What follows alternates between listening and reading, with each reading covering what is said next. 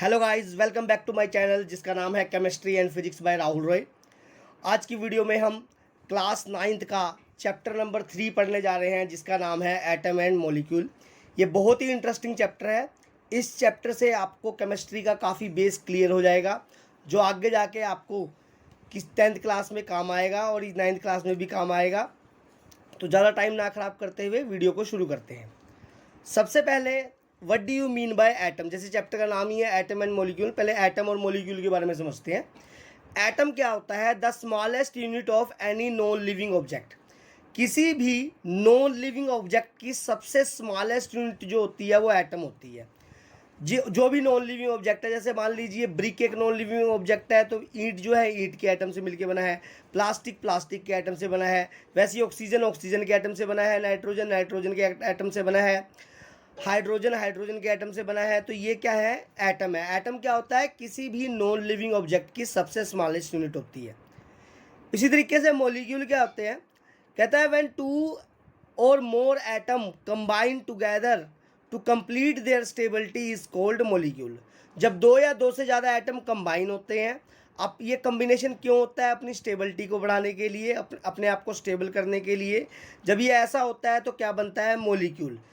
Molecule जब बनता है तो दो एटम आपस में कंबाइन होते हैं तो बॉन्ड बनता है उसमें। जैसे मान लीजिए यहाँ पे मॉलिक्यूल एग्जांपल है O2 N2, ये मॉलिक्यूल है, O2 मॉलिक्यूल है, CO2 मॉलिक्यूल है।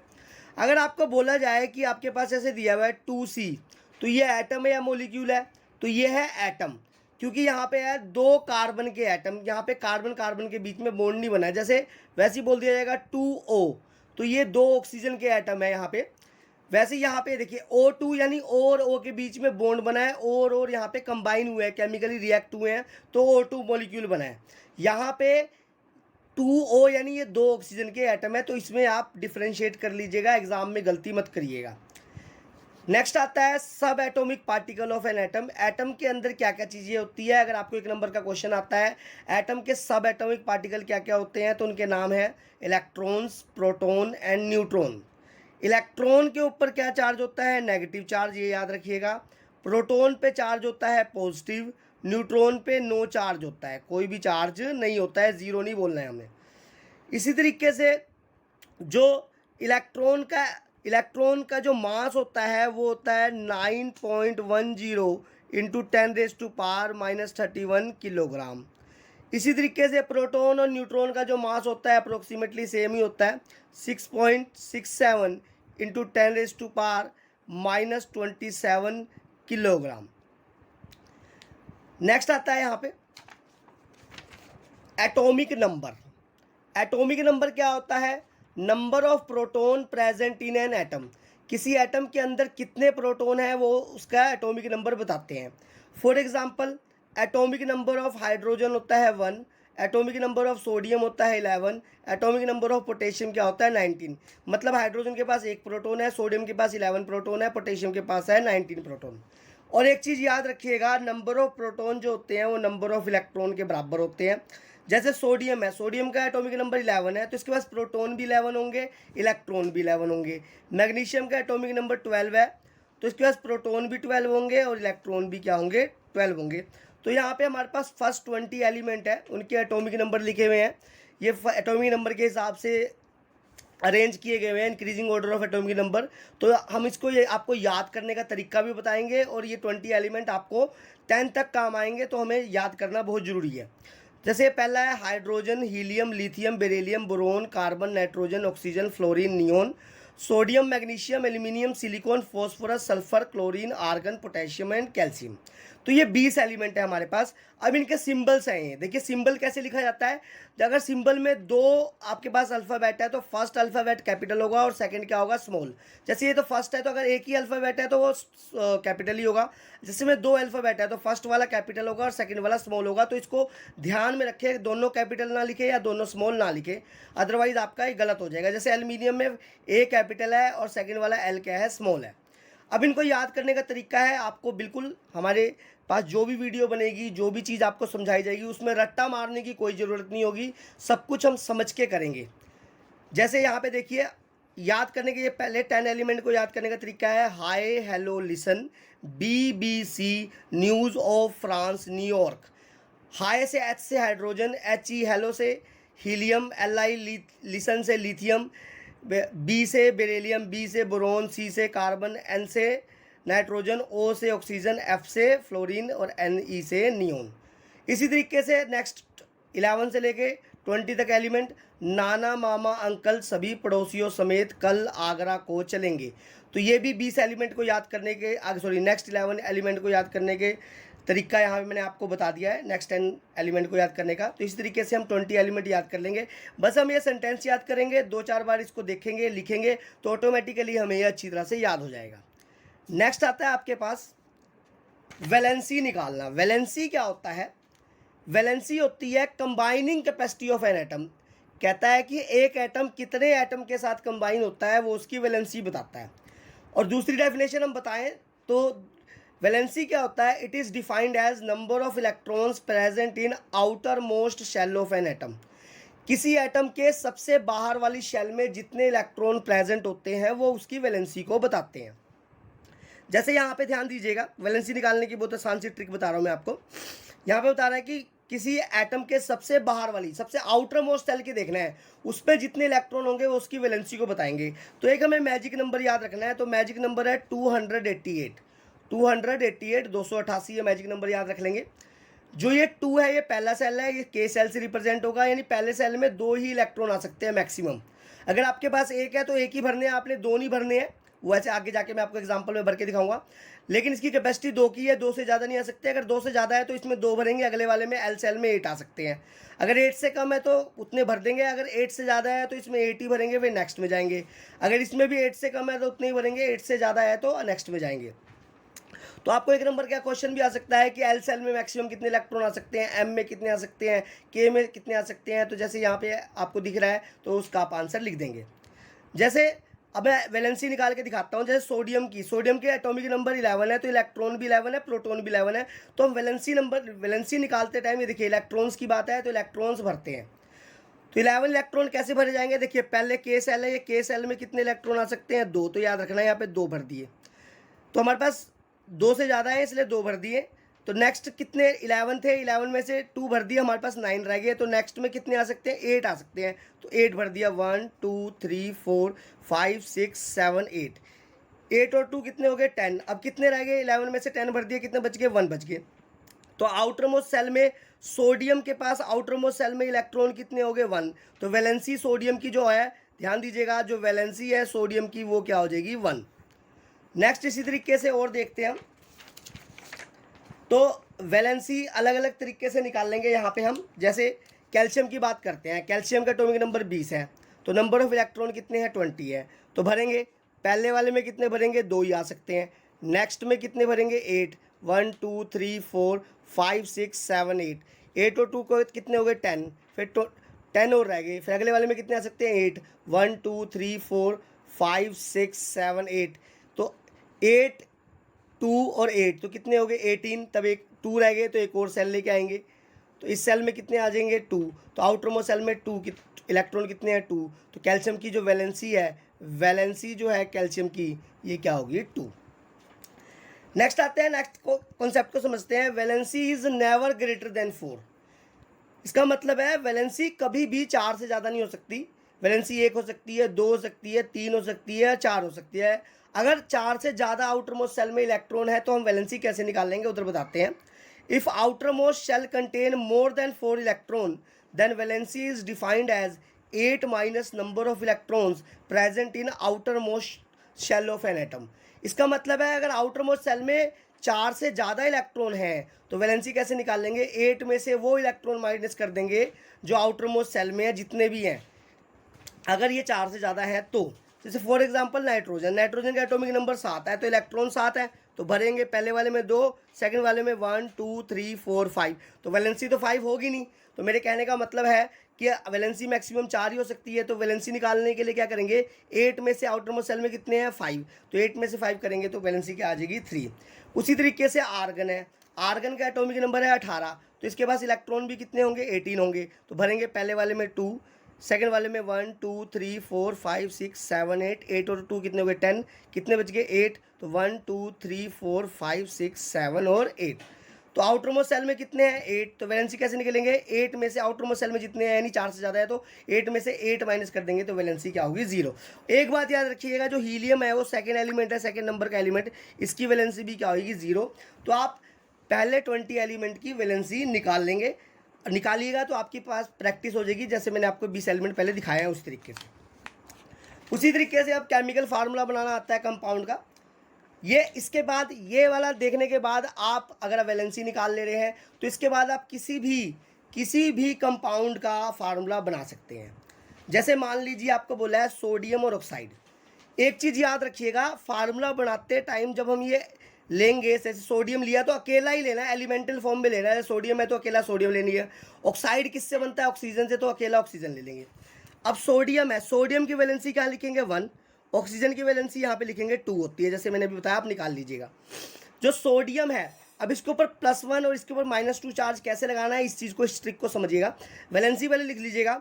अगर आउटर मोस्ट सेल में 3 इलेक्ट्रॉन है या 3 से कम है, अगर ध्यान दीजिएगा, अगर आउटर मोस्ट सेल में 3 इलेक्ट्रॉन है या 3 से कम है तो वो प्लस चार्ज होगा। अगर आउटर मोस्ट सेल में 4 है या 4 से ज़्यादा है तो साइन क्या आ जाएगा माइनस का। तो आप समझ जाएंगे। तो अब ये साइन लगाने का क्या पर्पस होता है, आप देखिए, पहले फार्मूला समझते हैं फिर साइन लगाने का पर्पस समझाता हूँ मैं। तो यहाँ पे सोडियम की वैलेंसी 1 होगी, ऑक्सीजन की 2 होगी। अब क्रॉस मल्टीप्लाई करेंगे, देखो इसको 2 से मल्टीप्लाई करना है पैर में, तो देखियो Na को 2 से मल्टीप्लाई करा पैर में तो Na2 हो गया। अब 1 को इससे पैर में मल्टीप्लाई करेंगे तो O1 या O अकेला लिख दो तो बात एक ही है। तो ये सोडियम ऑक्साइड का क्या बन गया हमारे पास फार्मूला। अब ये चार्ज का क्या मतलब बताता हूँ, देखो यहाँ का मतलब है, यहाँ पे देखिए सोडियम और ऑक्सीजन। जो सोडियम है वो कितने हैं 2 हैं, यहाँ पे देखिएगा। तो सोडियम के पास क्या चार्ज है +1 चार्ज, तो 2 सोडियम के पास कितना चार्ज हो गया +2। उसी तरीके से ऑक्सीजन कितने हैं इसमें, यहाँ पे ऑक्सीजन कितने हैं हमारे पास 1 है। एक ऑक्सीजन के पास चार्ज क्या है -2, तो 1 को -2 से मल्टीप्लाई करेंगे तो -2 आएगा। अगर हम इन दोनों को प्लस करते हैं तो प्लस माइनस क्या हो जाएगा कैंसिल। तो जो नेट चार्ज है मॉलिक्यूल के ऊपर क्या है वो 0 है। तो किसी भी मॉलिक्यूल के ऊपर नेट चार्ज जो होता है या कंपाउंड के ऊपर क्या होता है 0 होता है। इसी तरीके से कैल्शियम क्लोराइड बनाना सिखाते हैं। कैल्शियम यहाँ लिख दिया, क्लोराइड मतलब क्लोरीन यहाँ लिख दिया मैंने, अकेले अकेले लिखना है आपने एलिमेंट फॉर्म में। तो Ca की वैलेंसी क्या होती है 2, Cl की वैलेंसी क्या होती है 1। तो मैंने बोला ये चार्ज किस हिसाब से, जैसे कैल्शियम के आउटर मोस्ट सेल में 2 इलेक्ट्रॉन होता है, इसके पास प्लस चार्ज है। इसके आउटर मोस्ट सेल में 7 इलेक्ट्रॉन होते हैं, यानी 3 से ज़्यादा है तो इसके ऊपर चार्ज क्या आएगा माइनस। तो क्रॉस मल्टीप्लाई करेंगे, इसको 1 से करेंगे तो पैर में Ca ही रहेगा, इसको पैर में 2 से करेंगे तो Cl2 हो जाएगा। तो फार्मूला बन गया CaCl2। इसी तरीके से एल्यूमिनियम ऑक्साइड का आप बना लेंगे, aluminium Al oxide O। Aluminium की वैलेंसी 3 है, इसकी 2 है, चार्ज मैंने बता दिया किस हिसाब से लगाना है। तो क्रॉस मल्टीप्लाई करेंगे, ये पैर में जाएगा तो 2Al2, ये पैर में जाएगा तो 3Al2O3। और एक यहाँ पे एक और इंपॉर्टेंट है, जरा ध्यान दीजिएगा, जैसे कैल्शियम ऑक्साइड का बनाने के लिए बोला आपको, तो कैल्शियम की वैलेंसी 2 है, ऑक्सीजन की वैलेंसी भी 2 है। अब ये देखेंगे ये दोनों एक टेबल से डिवाइड हो जाते हैं, हाँ हो जाते हैं, किससे 2 से, 2 1 जा 2, 2 1 जा 2। तो अब क्या होगा, ये 1 को मल्टीप्लाई करेंगे इसके पैर में, 1 को Ca से मल्टीप्लाई करेंगे तो Ca, वैसे ही 1 को O से करेंगे तो O। तो कैल्शियम ऑक्साइड इसका फार्मूला बन जाएगा। आप ये मत बनाइएगा Ca2O2, ये आपका फार्मूला क्या हो जाएगा गलत हो जाएगा। अब और कुछ वैलेंसीज जो 20 के अंदर नहीं आती है, इसके अलावा वैलेंसीज जो 20 एलिमेंट से ऊपर है, जैसे जिंक है इसकी वैलेंसी 2 लेते हैं, सिल्वर का सिंबल है Ag, इसकी वैलेंसी 1 है, बेरियम का सिंबल है Ba, वैलेंसी 2 है, कॉपर का Cu है, वैलेंसी 2 है, ब्रोमाइन का Br सिंबल है, वैलेंसी क्या है -1 है। वैसे यहाँ पे देखेंगे कॉपर के 2 पार्ट होते हैं, एक होता है क्यूपरस और एक होता है क्यूपरिक। क्यूपरस में ध्यान दीजिएगा लास्ट के 3 अल्फ़ाबेट देखिए, OUS, इधर RIC। तो 3 अल्फ़ाबेट में पहला अल्फ़ाबेट O है, इधर पहला अल्फ़ाबेट R है। तो अगर हम ABCD पढ़ते हैं तो पहले अल्फ़ाबेट क्या आता है O है यार, तो O पहले आता है तो इसकी वैलेंसी क्या आएगी 1, R इसके बाद आएगा तो इसकी वैलेंसी क्या होगी 2। वैसे ही कॉपर के ब्रैकेट में रोमन नंबर में लिखा होगा अगर 1 तो वैलेंसी 1 लेंगे, अगर रोमन में 2 लिखा होगा तो वैलेंसी क्या लेंगे 2। वैसे ही आयरन के लिए 2 हैं, फेरस और फेरिक, इसके भी लास्ट के 3 देखेंगे अल्फ़ाबेट OUS और RIC। तो ये अगर O पहले आएगा तो इसकी वैलेंसी 2 है, ये बाद में आएगा तो इसकी वैलेंसी क्या है 3 है। तो उसकी तरह रोमन में लिखेंगे Fe ब्रैकेट में 2 और इधर क्या लिखेंगे Fe ब्रैकेट में 3। वैसे यहाँ पे कुछ वैलेंसी ऑफ कंपाउंड है, जैसे हाइड्रोक्साइड OH, इसकी वैलेंसी -1, मतलब माइनस सिंबल के साथ लिया मैंने। Hydrogen carbonate HCO3 valency -1, nitrate NO3 valency -1, carbonate CO3 -2 valency sulphate SO4 valency -2, phosphate PO4 minus valency -3। तो इनको आपको याद रखना पड़ेगा, तभी आप अगर आप प्रैक्टिस करते रहेंगे, जो कंपाउंड के बनाने की प्रैक्टिस करते रहेंगे, फार्मूला बनाने की प्रैक्टिस करते रहेंगे, तो ये आपको आसानी से याद हो जाएगा। इस तरीके से अब देखिए, अब कंपाउंड वाले देखिए, अब बोले कैल्शियम हाइड्रोक्साइड। अब कैल्शियम हो गया Ca, हाइड्रोक्साइड हो गया OH। कैल्शियम की वैलेंसी यहाँ लिख दी +2, OH की जैसे मैंने बताया था याद करना है -1। तो इसको देखिए, इसको 1 से करेंगे तो Ca अकेला हो जाएगा 1, इसको 2 से करेंगे तो याद रखिएगा। अब अगर आप ऐसे लिख देते हो CaOH, ऐसे 2 लिख दोगे तो इसका मतलब हुआ है, तो ये जो 2 है सिर्फ H से मल्टीप्लाई हुआ है, O से मल्टीप्लाई नहीं हुआ है। लेकिन यहाँ पे हम देख रहे हैं 2 इन दोनों से मल्टीप्लाई होगा। अब इन दोनों से मल्टीप्लाई होने के लिए क्या लगाना पड़ेगा, ब्रैकेट, इसलिए ब्रैकेट लगाया जाता है। तो Ca ये 1 से हुआ तो Ca, अब OH दोनों से, जो 2 है वो दोनों से मल्टीप्लाई हो रहा है, तो OH के इधर क्या लग देगी, ब्रैकेट, तो CaOH का होल ट्वाइस। इसी तरीके से अब यहाँ पे चार्ज की बात करते हैं, तो कंपाउंड के ऊपर चार्ज क्या होता है, 0, जैसे मैंने पहले बताया था। अब Ca यहाँ पे 1 है तो इसके ऊपर चार्ज क्या है, +2, ठीक है। अब प्लस OH कितने हैं, यहाँ पे 2 है, तो इसके ऊपर चार्ज क्या है, OH के ऊपर देखिएगा -1, तो यहाँ पे +2 और -2, तो चार्ज क्या होगा, 0, क्योंकि मॉलिक्यूल के ऊपर चार्ज क्या होता है, 0 होता है। वैसे ही बोलता है लिथियम हाइड्रोजन कार्बोनेट, तो लिथियम की वैलेंसी होगी +1, हाइड्रोजन कार्बोनेट HCO3, हाइड्रोजन मतलब H, कार्बोनेट मतलब CO3, तो वैलेंसी -1, तो वही क्रॉस मल्टीप्लाई, तो Li को 1 से करेंगे Li, इसको भी 1 से करेंगे तो HCO3। अब 1 से करना है तो ब्रैकेट लगाने की जरूरत नहीं है, ये अंडरस्टूड है।